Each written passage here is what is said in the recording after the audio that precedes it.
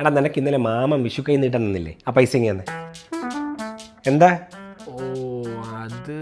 എന്താ ഒരു മടി ഇവിടെ നിന്ന് ചോദിക്കുമ്പോൾ നിനക്ക് പൈസ എടുത്ത് തരുന്നില്ലേ? ഇതൊരു ആവശ്യമുള്ളതുകൊണ്ടല്ലേ അങ്ങ് തിരിച്ചു തന്നേക്കാം. തരുമല്ലോ അല്ലേ? ഓ പിന്നെ നിന്റെ പൈസ കിട്ടിയിട്ട് വേണമല്ലോ എനിക്ക് ഇവിടെ തിരിച്ചു തരാം. നീ പൈസ ആയിട്ട് തരണ്ട.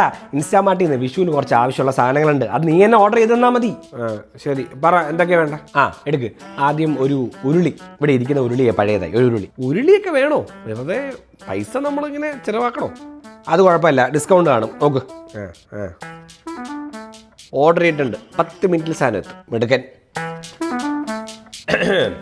ഇൻസ്റ്റാമാർട്ടിൽ നിന്ന് ഞാൻ എൻ്റെ സ്വന്തം പൈസ കൊടുത്ത് മേടിച്ച സാധനങ്ങൾ എത്തിയിട്ടുണ്ട്. ഓ ശരി. 1 day after വിഷു. അമ്മ വിഷുവിന് സാധനങ്ങൾ മേടിച്ച പൈസ പൈസ അല്ല, അത് കിട്ടിയില്ല. ഉള്ളപ്പോൾ തരും. അതെങ്ങനെ ശരിയാവും? എന്താ ശരിയാവാത്ത? ഇവിടെ അങ്ങനെ നിന്റെ പൈസ എൻ്റെ പൈസ എന്നുള്ളതൊന്നുമില്ല, എല്ലാം നമ്മുടെ പൈസയാണ്. അപ്പോൾ ഉള്ളപ്പോൾ തരും.